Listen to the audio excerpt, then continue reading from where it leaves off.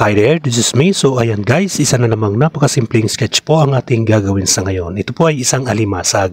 Anumang hayop na pangtubig o mga crustacean mula sa suborder na Brachyura na may malapad ngunit sapad na katawan. Mas maliit ito kung ihahambing sa alimango. Isang katangian din ng alimasag ang pagkakaroon ng mga mapuputi at nakakalat na mga tuldok sa ibabaw ng kanyang matigas na balat. Nakatikom ang tiyan nito sa ilalim ng kanyang katawan. May 10 mga paa ang isang alimasag kabilang na ang 2 sipit. Ang asul na alimango ay karaniwang medyo sensitibo sa mga pagbabago sa mga kondisyon, sa mga kapaligiran sa lugar kung saan ito nakatira. Sa kabila nito, ang kakayahang umangkop sa iba't ibang mga variable ay pinayagan itong tumira sa iba't ibang mga tirahan. Karaniwang silang matatagpuan sa mababang lupa kung saan mayroong mataas na konsentrasyon ng tubig tulad ng mga dam, stream, swamp, well at reservoirs. Mas gusto nila ang malinis na tubig na may iba't ibang temperatura dahil mas mataas ang kalidad nito at maraming pagkain.